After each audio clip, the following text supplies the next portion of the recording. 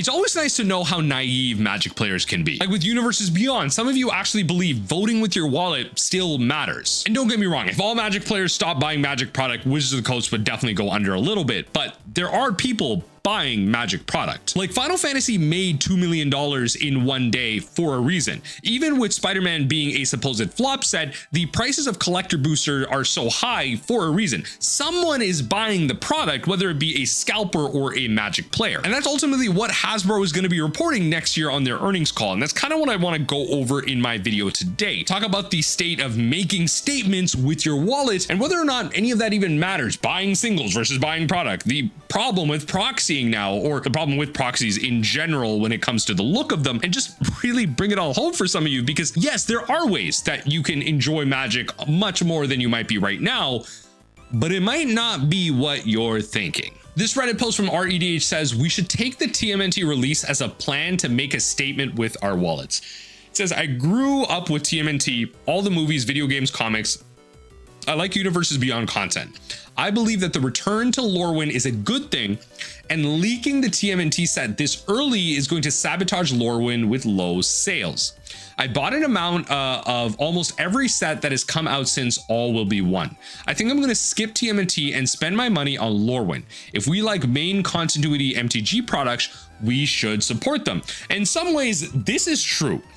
There is definitely a positive outcome to happen if there is an outpouring of love for the return to Strixhaven, return to Lorwyn, the Fractured Reality set, but that likely just won't translate that well, because at the end of the day, the best markers we have are new players coming into store and registering for events, as well as money going up, like people actually buying product.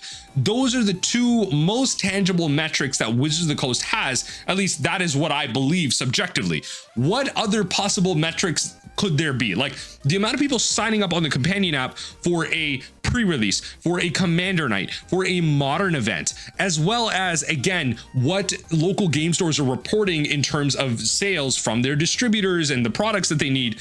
These are the tangibles, not your Twitter reply or your retweet or your blue sky rant. Like none of that matters. Okay. The numbers matter. And so this is the numbers, Mason. This is where we talk about the actual dollar values here, right? So Final Fantasy boosters right now are about $1,500. If you look at the kind of price chart here, there were some high highs, but I mean, generally speaking, like right now, like this one's at 1,500, but like generally speaking, you know, somewhere in the range of 1,200 to 1,400, right? Like that's where you're at. And so it's been generally high. It's been a little bit higher, but it's kept that price because a lot of people really do like the Final Fantasy set. There was a lot of love in terms of the limited environment, a lot of the cards out of the constructed environment. It was a card that resonated with a lot of Magic players just because people have speculated that it is a kind of strategic game that aligns in terms of the gameplay with maybe something that a Magic player would really like, or something that Final Fantasy players would like is Magic the Gathering, and also the influx of all the new Magic, new Final Fantasy art that has come out for all these games that are years old that just didn't get that support. And now you get to look at famous characters and moments in those games come to life in a different way that maybe not be pixelated or whatever it is. A lot of love for Final Fantasy. Next up, this is a Universes Beyond product. The next one is going to be the Spider-Man one. This one is actually about $500 and it's been dropping. You know, it kind of went up to like $1,000 at a point, and it's just been plummeting at this point, right? Like, sales have been in between $400 to $500, and it's been dropping, right? And that seems like a relatively low number from where it was before. The Spider-Man product just had a lot of low power cards that a lot of people weren't a fan of, with the Pig Dude stuff, and then the fact that it was likely a Assassin's Creed style set that they just threw a lot of fluff into. And so even with all that, it's a relatively low set, but $500 is still an amount of money. It's still a large amount of money, especially when you compare it to Edge of Eternities, in-universe Magic set, collector boosters, the collector part about this, because you have to imagine the scalpers that are purchasing all product, that are apparently coming from the Pokemon TCG and buying product off the shelves and going to Costco and taking all of your, Final Fantasy Commander product, they're just taking it all, is the scalpers. They're going after the collector boxes. So this is actually an interesting product to really look at. It's at like $300-$400. It was relatively high at some point, but like even now, if you look at the price chart, last couple of sales, market price has been somewhere in the range of, $200 to $300. So on average, the collector boxes for this are actually a lot lower, right?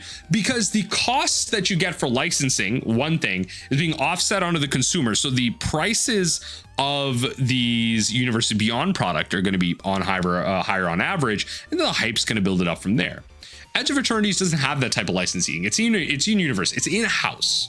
So it's going to be cheaper on average, which means it's going to make a little bit less money, right?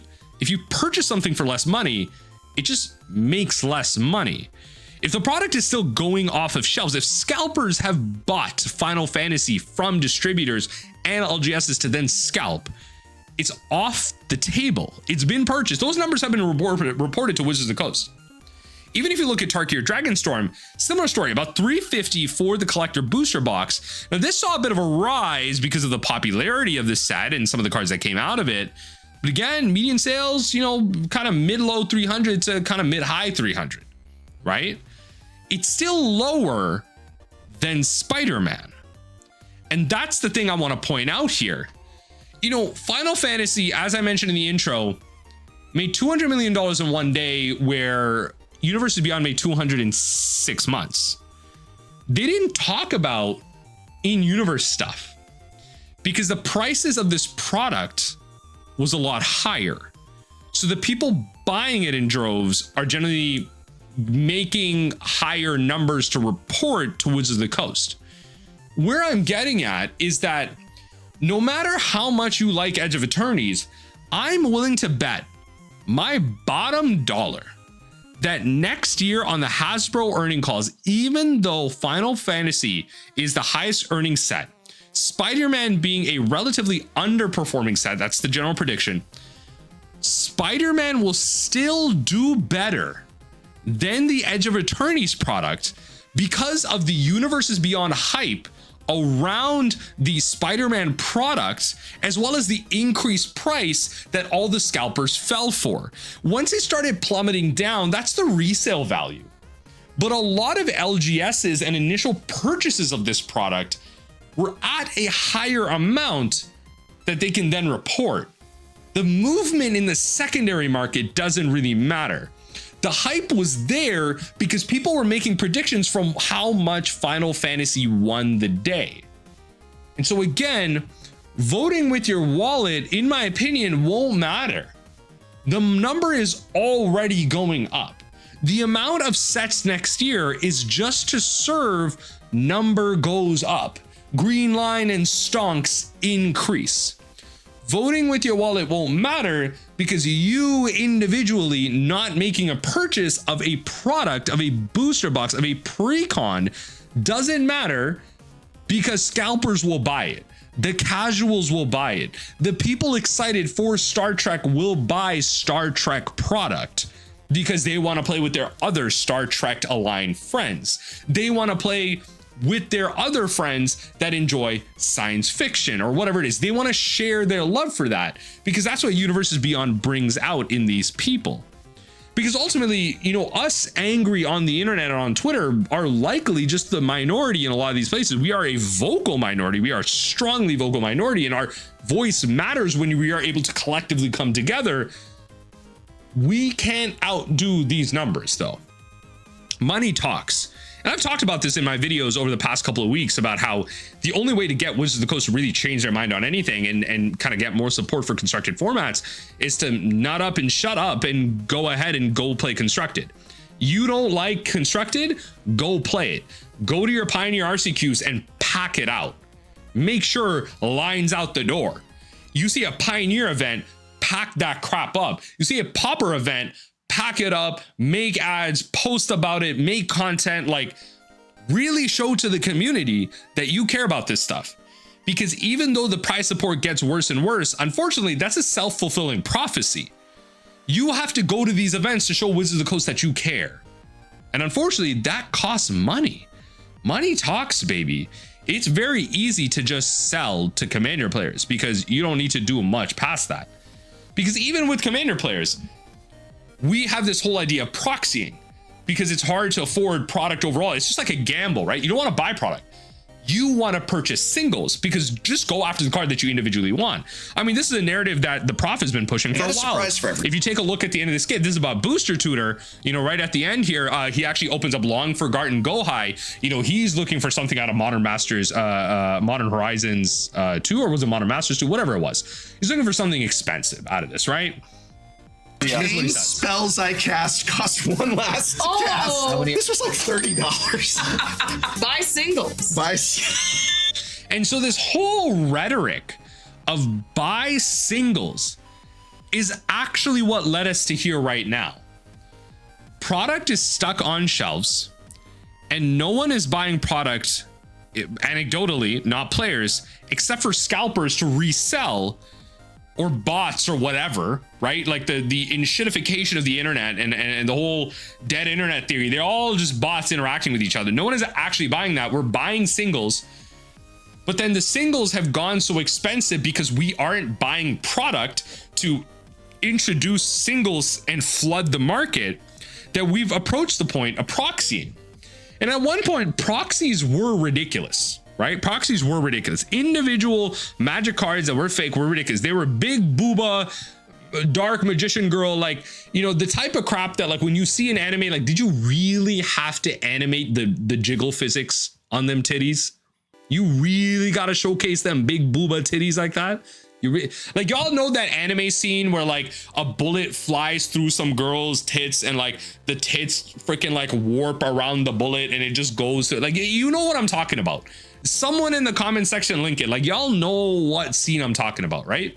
This is the type of ridiculousness that you see. And obviously I'm targeting a specific market, but just highlighting that Magic proxies were very clear that they were proxies, the art on them. And now they're all like AI generated. It's like even worse, but you even got to the point of such ridiculousness on the alt arts that the cards just look like proxies. This is one of my favorite examples to ever bring up. Like, a lot of content creators will bring this up every so often, but this is the most illegible shit I've ever seen in my entire life.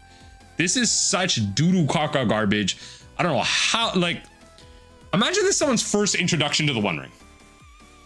How do you read this? How do you read, like my eyes are rolling. Like, what? Like, the mana cost is just like hidden in here as far. This is a proxy. What is this? Right? We've gotten to the point where proxies are actually more legible than Magic cards now. Because we went to buying singles because product was more expensive. So because we're not buying product and the scalpers are just reselling sealed product, there's no singles to flood the market. So then we buy proxies that were ridiculous before, but now the proxies are actually more legible to the Magic cards. And then now even the regular freaking Magic cards not only look ridiculous, but they have misprints on them. We have cards that aren't legendary that have legendary borders. We have cards that are misspelled. We have secret layers of counter spells that are sorcery speed, but they should be instant, right? Like, misprints on big cards. Like, we have so many QA issues, QC issues, whatever you want to call it, with Magic product. And the downhill slope of all of this, and it's only going to get worse with the increased amount of sets next year, right? It's just going to get worse because we're printing more and more sets with less time to test, all that type of stuff. And so with all of that, it just feels like we just need to go back to this. We just need to go back to taking our basic lands out of our draft chaff and printing up stuff like Mox Pearl and add all this stuff, because this is more legible than whatever the hell this is. Be honest with this is, I know what this card is doing. I don't know what come on. If you don't know what the One Ring is, at least you can read this. This one is like actually just a mistake, you know? And yeah, it's like a 1 in a million thing. I get it. highlighting this as a QC issue, not that this is happening in every single set, but the chances of this occurring are increasing. And so with that, I just don't think voting with your wallet matters that much anymore. You got to kind of nut up and shut up and deal with it. You got to get along with where Magic is right now. You got to get along with what Mark Rosewater was saying in terms of dealing with your long night, or you just can't play, right? You have to deal with it, and you have to dig down deep. You have to double down on the formats that you love. You have to pay the money. You have to spend the time to go out and force yourself to enjoy the format, to be a part of the number. You know, it's just like voting, right? Like, people don't believe their vote matters, but it just going out to FNM and showing that numbers are reported at your LGS all adds up over time. And that's what you got to do, or you just can't play the game. Voting with your wallet, skipping a set, or whatever the heck that means, doesn't really make sense. You're not going to skip the set. Let's be honest. You're going to look at some cool cards that your friends brought out. You're going to look at something from spoiler season from an MTG Goldfish video. You're going to go buy that single, or you're going to proxy it. You're going to see it across on the table. You're eventually going to add it. Like, you cannot skip it. There are powerful cards in all sets coming out. Every single player needs to pay attention to every single set. If you cannot do that, Wizards of the Coast is not the model for you right now. We have to fight from underneath. We are the underdogs trying to fix the system. If we want the system to be fixed, if we don't want 8 sets in 1 year in 2027, if we want 4 in-universe sets and only 3, Universes Beyond sets in 2027, you got to go out and show love to Magic the Gathering. You got to go out and play your games of Magic the Gathering.